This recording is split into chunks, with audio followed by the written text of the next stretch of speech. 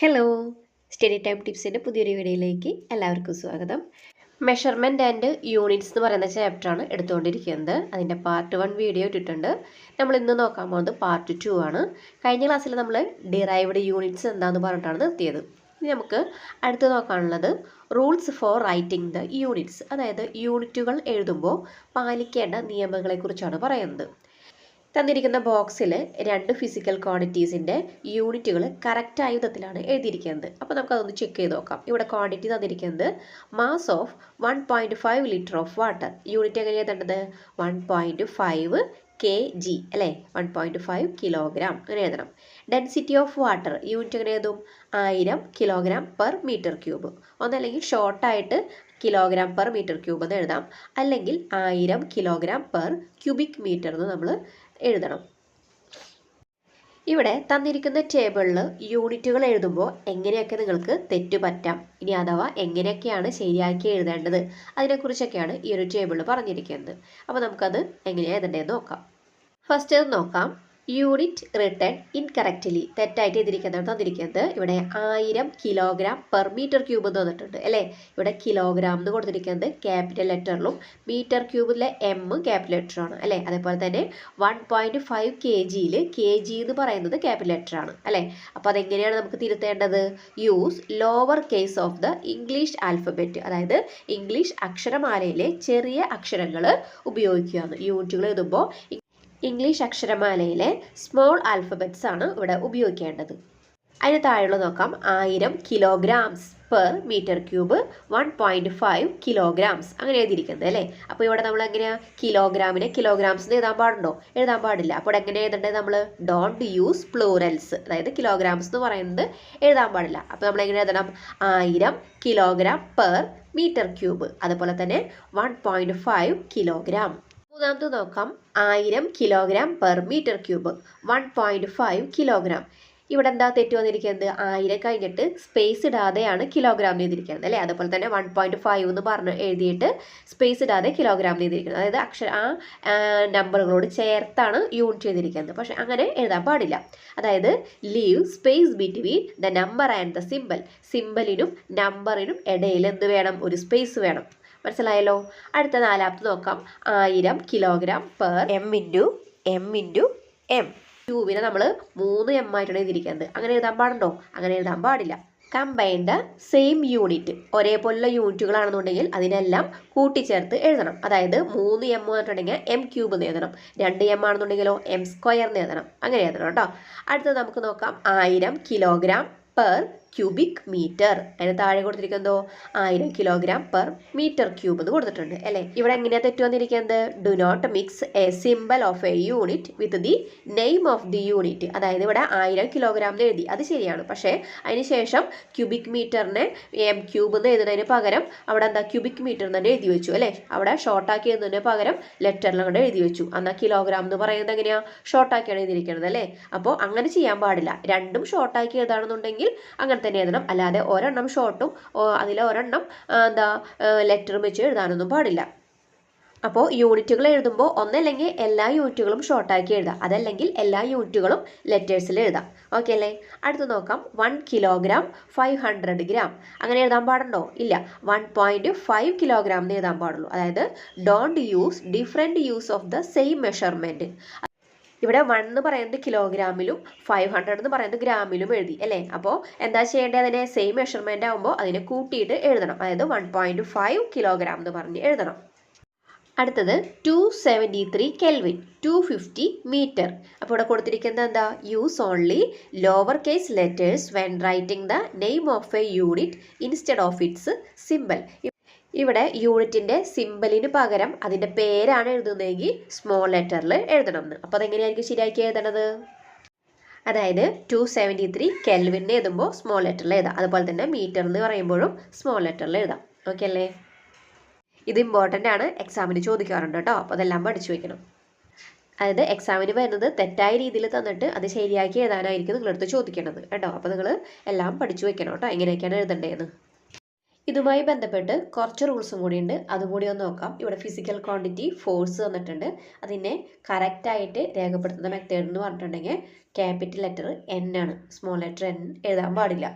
പിന്നെ അതുപോലെ തന്നെ the symbol of the units formed from the names of individual should be return using upper case of the English alphabet. അതായത് വ്യക്തികളുടെ പേരിൽ നിന്നും രൂപം കൊണ്ടിട്ടുള്ള യൂണിറ്റുകളുടെ സിമ്പലുകൾ എഴുതുമ്പോൾ ക്യാപിറ്റൽ ലെറ്റർ എഴുതണമെന്ന്. ഇവിടെ ഫോഴ്സിൻ്റെ യൂണിറ്റ് ആയിട്ടുള്ള ന്യൂട്ടൺ എന്ന് പറയുന്ന സയൻറ്റിസ്റ്റിൻ്റെ പേരിൽ നിന്നും എടുത്തിരിക്കുന്നതാണ്. അതുകൊണ്ട് തന്നെ ക്യാപിറ്റൽ ലെറ്റർ എൻ എഴുതണം നമ്മൾ. ഓക്കെ അല്ലേ? അടുത്തത് ലെങ്ത്തിൻ്റെ നമ്മൾ എഴുതുമ്പോൾ ശരിയായ രീതിയിൽ എഴുതുമ്പോൾ 60 centimetre is the length of the desk. അവിടെ സെൻറ്റൻസ് കഴിഞ്ഞതിന് ശേഷം വേണം ഫുൾ സ്റ്റോപ്പ് കൊടുക്കുക അല്ലേ? തെറ്റായ രീതിയിൽ എഴുതുമ്പോൾ എങ്ങനെയാണ്? 60 സെൻറ്റിമീറ്റർ കഴിഞ്ഞിട്ട് ഒരു ഫുൾ സ്റ്റോപ്പ് കൊടുത്തിട്ടുണ്ട്, അതിനുശേഷം is the length of the desk കഴിഞ്ഞിട്ടും ഒരു ഫുൾ സ്റ്റോപ്പ് കൊടുത്തിട്ടുണ്ട് അല്ലേ? അപ്പോൾ അങ്ങനെ എഴുതാൻ പാടില്ല. ഒരു സെൻറ്റൻസ് അവസാനിക്കുമ്പോൾ മാത്രമാണ് ഫുൾ സ്റ്റോപ്പ് കൊടുക്കേണ്ടത് അല്ലേ? ഇനി ആ ലെങ്ത്തിൻ്റെ തന്നെ ശരിയായ രീതിയിൽ എഴുതിയിട്ടുള്ളതും കൂടി നോക്കാം. The length of the desk is 60 centimetre. അവിടെ ഒരു സെൻറ്റൻസ് കംപ്ലീറ്റ് ആയി അല്ലേ? അപ്പോൾ നമുക്ക് അവിടെ ഒരു ഫുൾ സ്റ്റോപ്പ് കൊടുക്കാം. തെറ്റായ രീതിയിൽ എഴുതി നോക്കിയേ. The length of the desk is 60 centimetre. അവിടെ ആ വാക്ക് അവസാനിച്ചിട്ടും അവിടെ ഫുൾ സ്റ്റോപ്പ് കൊടുത്തിട്ടില്ല. അപ്പോൾ ഇവിടെ നമുക്ക് എക്സ്പ്ലനേഷൻ തന്നേക്കുന്നത് no full stop or comma should be used after the symbol. അതായത് ഈ സിമ്പലിന് ശേഷം ഫുൾ സ്റ്റോപ്പ്, കോമ എന്നീ ചിഹ്നങ്ങൾ ഉപയോഗിക്കരുതെന്ന്. They can be used at the end of the sentence. അതെങ്ങനെ ഉപയോഗിക്കേണ്ടത്? ഒരു സെൻറ്റൻസിൻ്റെ അവസാനമാണ് ഫുൾ സ്റ്റോപ്പൊക്കെ ഉപയോഗിക്കേണ്ടത്. ഈ നെക്സ്റ്റ് ആണ് എനർജി എന്ന് പറയുന്നത്. എനർജിയുടെ യൂണിറ്റ് എഴുതുമ്പോൾ ന്യൂട്ടൺ മീറ്റർ ഒന്നല്ലെങ്കിൽ 2 യൂണിറ്റുകൾക്കിടയിൽ ഒരു ഫുൾ സ്റ്റോപ്പ് നമ്മൾ കൊടുക്കാം. അതല്ലാന്നുണ്ടെങ്കിൽ സ്പേസ് മാത്രമേ കൊടുക്കാൻ പാടുള്ളൂ. ഇവിടെ തെറ്റായ രീതിയിൽ എഴുതിക്കൊണ്ട് നോക്കിയാൽ ന്യൂട്ടൺ മീറ്ററിന് അടുപ്പിച്ച് എഴുതിയിട്ടുണ്ട്. അങ്ങനെ എഴുതാൻ പാടില്ല. നമ്മൾ ഫുൾ സ്റ്റോപ്പ് കൊടുക്കുന്നില്ലെങ്കിൽ സ്പേസ് ഇട്ടിട്ട് വേണം എഴുതാൻ. അപ്പോൾ നമുക്ക് നോക്കാം. A full stop space should be used between the units formed as multiples of units. അതായത് 2 യൂണിറ്റുകളൊക്കെ എഴുതേണ്ടി വരാണെന്നുണ്ടെങ്കിൽ അവയ്ക്കിടയിൽ ഒന്നല്ലെങ്കിൽ ഫുൾ സ്റ്റോപ്പ് കൊടുക്കാം, അല്ലെങ്കിൽ സ്പേസ് കൊടുക്കാം കേട്ടോ. നെക്സ്റ്റ് ആണ് measuring instruments. What are the instruments used to measure length? നീളം അളക്കാൻ വേണ്ടി ഉപയോഗിക്കുന്ന ഉപകരണങ്ങളാണ് താഴെ കൊടുത്തിരിക്കുന്നത്. സ്കെയിൽ കൊടുത്തിട്ടുണ്ട്, ടേപ്പ് കൊടുത്തിട്ടുണ്ട് അല്ലേ? ഇനി ഇവിടെ പറഞ്ഞിരിക്കുന്നത് സ്കെയിൽ ഉപയോഗിച്ചിട്ട് ഒരു പേനയുടെ ലെങ്ത്തും അതേപോലെ തന്നെ ടേപ്പ് ഉപയോഗിച്ചിട്ട് ഒരു വ്യക്തിയുടെ ഹൈറ്റും അളക്കാനാണ് പറഞ്ഞിരിക്കുന്നത്, അല്ലെങ്കിൽ നിങ്ങളുടെ തന്നെ ഹൈറ്റ് അളക്കാനാണ് പറഞ്ഞിരിക്കുന്നത്. അപ്പോൾ ഇവിടെ നമ്മൾ ഉപയോഗിക്കുന്ന യൂണിറ്റ് എന്ന് പറയുന്നത് പേനയുടെ നീളം അളക്കാൻ വേണ്ടി നമ്മൾ സെൻറ്റിമീറ്ററാണ് ഉപയോഗിക്കുന്നത് അല്ലേ? അതുപോലെ തന്നെ ഹൈറ്റ് നോക്കാനും നമ്മൾ സെൻറ്റിമീറ്റർ ഉപയോഗിക്കാറുണ്ട് അല്ലേ? What is the smallest measurement possible using the scale measuring tape? ഇപ്പോൾ സ്കെയിലൊക്കെ ഉപയോഗിച്ചിട്ട് നമുക്ക് അളക്കാവുന്ന ഏറ്റവും കുറഞ്ഞ അളവ് എന്ന് പറയുന്നത് 0.1 സെൻറ്റിമീറ്റർ ആണ്. നമുക്ക് ആ ബോക്സിലുള്ളത് നോക്കാം. The smallest value that can be measured using an instrument is called its least count. അതായത് ഒരു ഉപകരണം ഉപയോഗിച്ചിട്ട് അളക്കാവുന്ന ഏറ്റവും ചെറിയ അളവിനെ പറയുന്നതാണ് ലീസ്റ്റ് കൗണ്ട് എന്ന് പറയുന്നത്. നെക്സ്റ്റ് ആണ് measuring the thickness of papers using A scale. അതായത് സ്കെയിൽ ഉപയോഗിച്ചിട്ട് ഒരു പേപ്പറിൻ്റെ തിക്നെസ് കണ്ടെത്തുന്ന വിധമാണ് ഇവിടെ കൊടുത്തിരിക്കുന്നത്. ഇവിടെ ചിത്രത്തിൽ കുറച്ച് പേപ്പറുകൾ അടക്കി വെച്ചിട്ടുണ്ട്. അതിൻ്റെ കനം നമ്മളെടുത്ത് കണ്ടുപിടിക്കാനാണ് പറഞ്ഞിരിക്കുന്നത്. Number of papers in the paper stock. ഇപ്പോൾ എത്ര നമുക്ക് എഴുതാം? ഒരു 500 എണ്ണം എഴുതാം അല്ലേ? അതുപോലെ തന്നെ thickness of the paper stock, അതിൻ്റെ തിക്നെസ് എന്ന് പറയുന്നത് നമുക്ക് എത്ര എഴുതാം? ഒരു 55 മില്ലിമീറ്റർ എഴുതാം. അപ്പോൾ നമുക്ക് തിക്നെസ് ഓഫ് 1 പേപ്പർ, ഒരു പേപ്പറിൻ്റെ തിക്നെസ് കണ്ടുപിടിക്കാൻ വേണ്ടിയിട്ട് thickness of the paper stock divide by number of papers, അതായത് 55 മില്ലിമീറ്റർ ബൈ 500 എന്ന് പറഞ്ഞ് വരും അല്ലേ? അപ്പോൾ ഇതിൻ്റെ ആൻസർ എന്ന് പറയുന്നത് 0.11 മില്ലിമീറ്റർ ആണ് വരുന്നത്. അപ്പോൾ ഈ വാല്യൂസ് ഒക്കെ ജസ്റ്റ് ഒന്ന് അസ്യൂം ചെയ്തേക്കുന്നതാണ് കേട്ടോ, നിങ്ങൾക്കൊന്ന് മനസ്സിലാവാൻ വേണ്ടിയിട്ട്. ഒരു പേപ്പറിൻ്റെ തിക്നെസ് കണ്ടുപിടിക്കാൻ വേണ്ടിയിട്ടാണ് നമ്മൾ ചെയ്തത്. അതായത് thickness of the paper stock, അതായത് പേപ്പർ കട്ടിൻ്റെ കനം ബൈ അതിൻ്റെ ആകെ എണ്ണം, അങ്ങനെയാണ് നമ്മൾ ചെയ്തത് കേട്ടോ. Measuring the volume using A measuring jar. ഇവിടെ ഒരു കല്ലിൻ്റെ വോളിയം കണ്ടെത്തുന്ന വിധമാണ് പറഞ്ഞിരിക്കുന്നത്. ഇവിടെ പറഞ്ഞിരിക്കുന്ന ആക്ടിവിറ്റി നമുക്കൊന്ന് നോക്കാം. ഇവിടെ ഒരു മെഷറിംഗ് ജാർ എടുക്കുക, അതിൽ കുറച്ച് വെള്ളം എടുക്കുക. ആ വെള്ളത്തിൻ്റെ അളവ് നമ്മൾ ആദ്യം ഒന്ന് കുറിച്ച് വയ്ക്കുക. അതിനുശേഷം ഒരു നൂലിൽ കല്ല് കെട്ടിയിട്ട് ആ ജാറിലെ വെള്ളത്തിലേക്ക് താഴ്ത്താം. അപ്പോൾ താഴ്ത്തുന്ന സമയത്ത് ആ ജലത്തിൻ്റെ അളവ് ഒന്നും കൂടി ഉയരും. ആ ഉയർന്ന അളവും കൂടി ഒന്ന് എഴുതി വയ്ക്കാം. അതിനുശേഷം നമുക്ക് ആ ഒരു കല്ലിൻ്റെ വോളിയം കണ്ടുപിടിക്കാം. അതെങ്ങനെയാണ് നമുക്കൊന്ന് നോക്കാം. ഇവിടെ നമ്മൾ മെഷറിംഗ് ജാറിൻ്റെ യൂണിറ്റ് എടുക്കുന്നത് മില്ലി ലിറ്ററിലാണ്. What is the least count of the measuring jar? ഇതിൻ്റെ ലീസ്റ്റ് കൗണ്ട് ആയിട്ട് നമ്മൾ എടുക്കുന്നത് ഒരു 10 ml ആണ് കേട്ടോ. Initial water level before dipping the stone, അതായത് കല്ല് മുക്കുന്നതിന് മുമ്പുള്ള വാട്ടറിൻ്റെ ലെവൽ എന്ന് പറയുന്നത് 250 ml ആണ്. Water level after dipping the stone, കല്ല് മുക്കിയതിന് ശേഷം അത് കുറച്ച് ഉയർന്നു എന്ന് പറഞ്ഞു അല്ലേ, അതൊരു 350 ml ആണെന്ന് വിചാരിക്കാം. ഇനി നമുക്ക് ആ കല്ലിൻ്റെ വോളിയം കണ്ടുപിടിക്കാം. Volume of the stone is equal to 350 minus 250, that is equal to 100 ml ആയിരിക്കും അതിൻ്റെ വോളിയം എന്ന് പറയുന്നത്. Next, measuring time using a stopwatch. A stopwatch is used to measure time intervals. Stopwatch സാധാരണയായിട്ട് time intervals measure ചെയ്യാൻ വേണ്ടിയിട്ടാണ് ഇവിടെ ഉപയോഗിക്കുന്നത്. ഇവിടെ ഒരു ചെറിയൊരു ആക്ടിവിറ്റി പറഞ്ഞിട്ടുണ്ട്, അതൊന്നും നമുക്ക് നോക്കാതെ ചിത്രത്തിൽ കാണുന്ന പോലെ ഒരു മെറ്റൽ ബോളിനെ ഒരു നൂല് വെച്ച് കെട്ടിയിട്ട് ഒന്ന് തൂക്കി, അതിനുശേഷം ഈ ഒരു ബോളിനെ ഒരു സൈഡിലേക്ക് പിടിച്ച് വലിച്ചതിന് ശേഷം ആ ഒരു ബോളിനെ റിലീസ് ചെയ്യാം നമ്മൾ. അപ്പോൾ അത് ആ ബോൾ കിടന്ന് ആടാൻ വേണ്ടി തുടങ്ങും. ആടാൻ തുടങ്ങുന്ന സമയത്ത് സ്റ്റോപ്പ് വാച്ച് ഓൺ ആക്കുക. അതിനുശേഷം ഒരു 10 ഓസിലേഷൻ കംപ്ലീറ്റ് ആകുമ്പോൾ ആ സ്റ്റോപ്പ് വാച്ച് ഓഫ് ചെയ്യാം, ആ സമയം കാൽക്കുലേറ്റ് ചെയ്യാം. അപ്പോൾ ആ ഒരു 10 ഓസിലേഷന് വേണ്ടിയിട്ട് എത്ര ടൈം എടുത്തു എന്ന് അവിടെ അടയാളപ്പെടുത്തി വെക്കാം. അപ്പോൾ ഇങ്ങനെയാണ് നമ്മൾ സ്റ്റോപ്പ് വാച്ച് ഉപയോഗിച്ചിട്ട് സമയം അളക്കുന്നത്. ഇവിടെ ഓസിലേഷൻ കൗണ്ട് ചെയ്യുന്ന കാര്യം പറഞ്ഞു അല്ലേ. ആ ഒരു ബോൾ നൂലിൽ കെട്ടിയാത്തി ഇടുമ്പോൾ അത് നിശ്ചലാവസ്ഥയിൽ നിൽക്കുന്ന ഒരു പോയിന്റ് ആണ് O എന്ന് വിചാരിക്കുക. അതിനെ ആട്ടി വിടുമ്പോൾ അത് എയിൽ എന്ന് പറയുന്ന പോയിന്റിലേക്ക് പോയി തിരികെ ഓയിലെത്തും. അതിനുശേഷം വീണ്ടും ബിയിലേക്ക് പോയി വീണ്ടും ഓയിലേക്ക് തിരിച്ചെത്തും. അപ്പോഴാണ് ഒരു ഓസിലേഷൻ പൂർത്തിയാകുന്നത്. അങ്ങനെ ഒരു 10 ഓസിലേഷൻ കൗണ്ട് ചെയ്യണം. അതിന് വേണ്ട ടൈമും കാൽക്കുലേറ്റ് ചെയ്യണം. ഒരു ഓസിലേഷൻ എന്ന് പറയുന്നത് O എന്ന് പറയുന്ന പോയിന്റിൽ നിന്ന് തുടങ്ങിയിട്ട് 2 വശങ്ങളിലേക്കും സഞ്ചരിച്ചതിന് ശേഷം വീണ്ടും ഓയിൽ എത്തിച്ചേരുമ്പോഴാണ് ഒരു ഓസിലേഷൻ കൗണ്ട് ചെയ്യേണ്ടത് കേട്ടോ. ഇനി ഇവിടെ പറഞ്ഞിരിക്കുന്നത് A good understanding of physical quantities will help you in further studies and on the proper use of measurement and units in daily life. അതായത് ഈ ഫിസിക്കൽ ക്വാണ്ടിറ്റീസിനെ കുറിച്ച് മനസ്സിലാക്കുന്നത് നിങ്ങൾക്ക് തുടർന്നുള്ള പഠനത്തിനും അതുപോലെ തന്നെ നിങ്ങളുടെ ലൈഫിൽ അളവുകളും യൂണിറ്റുകളൊക്കെ ഫലപ്രദമായിട്ട് ഉപയോഗിക്കുന്നതിനും പ്രയോജനപ്പെടുന്നതാണ് പറഞ്ഞിട്ടുള്ളത്.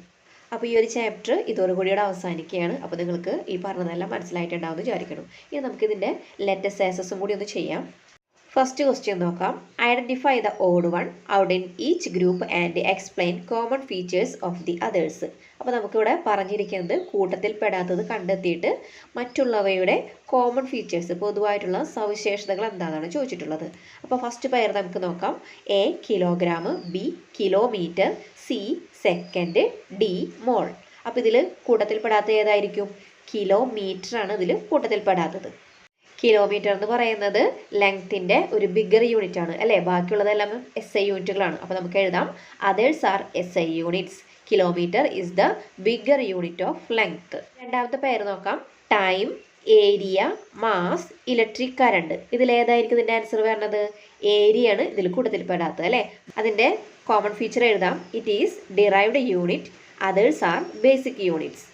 മൂന്നാമത്തെ പേര് നോക്കാം. Metre, kilogram, second, degree Celsius. ഇതിൻ്റെ ആൻസർ വരുന്നത് ഡിഗ്രി സെൽഷ്യസ് ആണ്. Others are SI unit. SI unit of temperature is kelvin. ഇനി നമുക്ക് രണ്ടാമത്തെ ക്വസ്റ്റ്യൻ നോക്കാം. Different units of length are given below, fill in the table below. ഇവിടെ ലെങ്ത്തിൻ്റെ യൂണിറ്റുകളാണ് തന്നിരിക്കുന്നത്. അതിൽ ടേബിളിലുള്ളത് ഫിൽ ചെയ്യാൻ പറഞ്ഞിട്ടുണ്ട് അല്ലേ. ഇവിടെ യൂണിറ്റ് ആയിട്ട് കിലോമീറ്റർ തന്നിട്ടുണ്ട്. റിലേഷൻഷിപ്പ് വിത്ത് മീറ്റർ, അതായത് 1 kilometre is equal to 1000 metre ആണ്. അടുത്തത് millimetre. 1 metre is equal to 1000 millimetre. ഇനി സെൻറ്റിമീറ്റർ. സെൻറ്റിമീറ്റർ എന്ന് പറയുന്നത് അവിടെ 1 മീറ്റർ എന്ന് പറഞ്ഞ് തന്നിട്ടുണ്ടല്ലേ. അപ്പോൾ എത്ര സെൻറ്റിമീറ്റർ 1 മീറ്റർ എന്ന് പറയുന്നത്? 100 സെൻറ്റിമീറ്റർ ആണ് 1 മീറ്റർ. ക്വസ്റ്റ്യൻ നോക്കാം. Convert the following measurements to SI units without changing their values. ഇവിടെ തന്നിരിക്കുന്ന വാല്യൂസിനെ അതിൻ്റെ SI യൂണിറ്റിലേക്ക് കൺവേർട്ട് ചെയ്യാനാണ് പറഞ്ഞിരിക്കുന്നത്. അപ്പോൾ നമുക്ക് ആദ്യത്തെ നോക്കാം. 2000 ഗ്രാമാണ് തന്നിരിക്കുന്നത് അല്ലേ. നമുക്ക് ഇവിടെ എന്ത് ചെയ്യണം? ഗ്രാമിനെ കിലോഗ്രാമിലേക്കാക്കി മാറ്റണം. ഇവിടെ മാസിൻ്റെ SI യൂണിറ്റ് എന്ന് പറയുന്നത് കിലോഗ്രാം ആണ്. അതുകൊണ്ടാണ് ഗ്രാമിനെ കിലോഗ്രാമിലേക്കാക്കി മാറ്റുന്നത് കേട്ടോ. ഗ്രാമിനെ കിലോഗ്രാമിലേക്കാക്കി മാറ്റാൻ വേണ്ടിയിട്ട് തന്നിരിക്കുന്ന വാല്യൂസിനെ 1000 കൊണ്ട് ഹരിക്കുകയാണ് ചെയ്യേണ്ടത്. 2000നെ 1000 കൊണ്ട് ഹരിക്കുമ്പോൾ മുകളിലത്തെയും താഴത്തെയും സീറോസ് ക്യാൻസൽ ചെയ്തപ്പോൾ ബാക്കി വരുന്നത് 2 കിലോഗ്രാമാണ്. അപ്പോൾ 2 കിലോഗ്രാമാണ് ഇതിൻ്റെ ആൻസർ എന്ന് പറയുന്നത്. അടുത്തത് 1 അവർ ആണ് അല്ലേ. ഇവിടെ സമയത്തിൻ്റെ യൂണിറ്റ് എന്താ? സെക്കൻഡാണ് വരുന്നത്. SI യൂണിറ്റ് സെക്കൻഡാണ് അല്ലേ. അപ്പോൾ നമുക്ക് സെക്കൻഡിലേക്കാണ് കൺവേർട്ട് ചെയ്യേണ്ടത്. അതായത് 1 മണിക്കൂർ എന്ന് പറയുന്നത് 3600 സെക്കൻഡാണ്. സി എന്ന് പറയുന്നത് 1.5 കിലോമീറ്റർ ആണ് അല്ലേ. നമുക്ക് കിലോമീറ്ററിന് എന്തിലേക്കാക്കി മാറ്റണം, മീറ്ററിലേക്കാക്കിയാണ് മാറ്റേണ്ടത്. അപ്പോൾ 1 കിലോമീറ്റർ എന്ന് പറയുന്നത് 1000 മീറ്റർ ആണ്. 1.5 ഇൻറ്റു 1000 ചെയ്യുക. അപ്പോൾ എന്ത് വരും, 1500 മീറ്റർ ആണ് വരുന്നത്. അപ്പോൾ നിങ്ങൾക്ക് പോയിന്റ് സ്ഥാനിട്ട് ഗുണിക്കാൻ അറിയില്ല എന്നുണ്ടെങ്കിൽ ആദ്യം 15നെ 1000 കൊണ്ട് ഗുണിച്ചതിന് ശേഷം ഒരു സ്ഥാനം നീക്കി പോയിന്റ് ഇടാം. അപ്പോൾ നമ്മുടെ ആൻസർ വരുന്നത് 1500 മീറ്റർ ആണ്. അടുത്ത് ചെയ്യാനുള്ളത് 200 സെൻറ്റിമീറ്റർ ആണ്. സെൻറ്റിമീറ്റർ നമുക്ക് എന്താക്കി മാറ്റണം, മീറ്ററിലേക്കാക്കി മാറ്റണം അല്ലേ. ഇവിടെ സെൻറ്റിമീറ്ററിനെ മീറ്ററിലേക്ക് ആക്കാൻ വേണ്ടിയിട്ട് 200നെ 100 കൊണ്ട് ഹരിക്കണം അല്ലേ. അപ്പോൾ 200/100 വരുമ്പോൾ മുകളിലത്തെയും താഴത്തെയും സീറോസ് ക്യാൻസൽ ചെയ്ത് പോകുമ്പോൾ 2 മീറ്റർ ആണ് ഇവിടെ ആൻസർ വരുന്നത്. നാലാമത്തെ question, different units of mass R given below, arrange them in an ascending order of there values. അപ്പോൾ തന്നിരിക്കുന്ന വാല്യൂസിനെ അസെൻഡിങ് ഓർഡറിൽ എഴുതാനാണ് പറഞ്ഞിരിക്കുന്നത്. അസെൻഡിങ് ഓർഡർ എന്ന് പറയുന്നത് ചെറുതിൽ നിന്നും വലുതിലേക്കാണ് അല്ലേ. അപ്പോൾ ഇതിലെ ഏറ്റവും ചെറുതെന്ന് പറയുന്നത് മില്ലിഗ്രാം ആണ്, അതിനുശേഷം ഗ്രാം, അതിനുശേഷം കിലോഗ്രാം, അതിനുശേഷം ക്വിൻ്റൽ. അപ്പോൾ നമുക്കിത് ആരോ മാർക്ക് ഇട്ട് എഴുതി നോക്കാം. Milligram, gram, kilogram, quintal. ഇതിൽ മൂന്നാമത്തെയും നാലാമത്തെയും ക്വസ്റ്റ്യനുകൾ എക്സാമിന് ചോദിക്കാറുള്ളതാണ്. അപ്പോൾ എന്തായാലും ഇങ്ങനെ ചെയ്യാൻ പഠിക്കാം കേട്ടോ. അപ്പോൾ ഈ ഒരു വീഡിയോ ഇവിടെ വെച്ച് അവസാനിപ്പിക്കുകയാണ്. നിങ്ങൾക്ക് ഈ ഒരു ചാപ്റ്റർ നന്നായിട്ട് മനസ്സിലായിട്ടുണ്ടാവുമെന്ന് വിചാരിക്കുന്നു. ഈ ഒരു വീഡിയോ നിങ്ങൾക്ക് ഉപകാരപ്പെടുകയാണെന്നുണ്ടെങ്കിൽ നിങ്ങളുടെ ഫ്രണ്ട്സിനും കൂടി ഷെയർ ചെയ്യാം. കൂടുതൽ വീഡിയോസിന് ചാനൽ സബ്സ്ക്രൈബ് ചെയ്യാം.